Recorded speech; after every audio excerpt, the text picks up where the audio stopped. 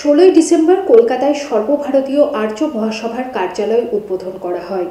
উদ্বোধনে উপস্থিত ছিলেন সর্বভারতীয় আর্য মহাসভার সর্বভারতীয় সভাপতি বিভাসচন্দ্র অধিকারী, রাজ্য কার্যকরী সভাপতি দীপক সাহা রয়, মুর্শিদাবাদ জেলা সভাপতি মনীষ আমির সহ অন্যান্য নেতৃবৃন্দ এবং কর্মীরা। এই প্রসঙ্গে কি বলেছেন মনীষ আমির আমরা দেখব। গত 16ই ডিসেম্বর সারা ভারত আর্য মহাসভার সকল কর্মী নেতৃত্ব সকলেরই একটি আনন্দের দিন।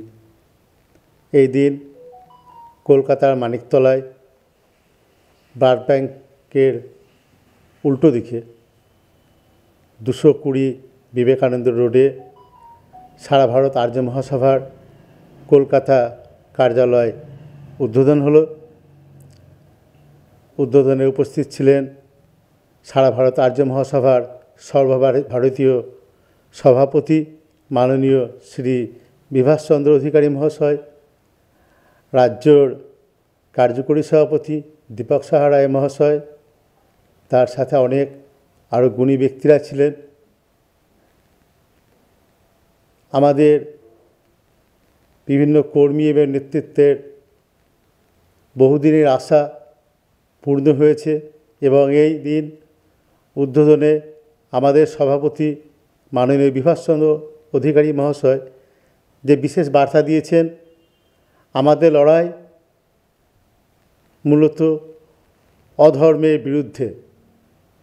আমাদের লড়াই বিশেষ কোনো রাজনৈতিক দলের বিরুদ্ধে না, আমাদের লড়াই অধর্মের বিরুদ্ধে। এবং রাজনীতিতে আজকে দেখছেন পশ্চিমবঙ্গ সহ সারা দেশে যে একটা পরিবেশ দূষণের মতো সমাজ দূষণ হয়ে গেছে। মানুষ মানুষকে ঘৃণা করছে, মানুষ মানুষের নামে বিভিন্ন রকম অপবাদ দিয়ে রাজনীতি চলছে। কি করলে মানুষের মঙ্গল হবে, সমাজের মঙ্গল হবে, দেশের উন্নতি হবে, সেই নিয়ে আজকের দিনে এইসব রাজনীতিবিদ যারা রয়েছেন তাদের কোনো হেলদোল নেই। সাধারণ মানুষ কি বলতে চাইছে, সাধারণ মানুষের কোনো কথা শোনার তাদের আগ্রহ নেই। তারা সমাজের মধ্যে বিভিন্ন রকমভাবে বিভেদ নীতি প্রয়োগ করে ক্ষমতায় থাকতে পারলেই ভাবছে তারা মহান হয়ে যাবেন। কিন্তু মানুষের মনে স্থায়ী না করলে, তাদের মধ্যে ধর্ম অবস্থান যদি না করে, তারা সঠিকভাবে কোনো দিনই সাধারণ মানুষের জন্য ভালো কাজ করতে পারবেন না।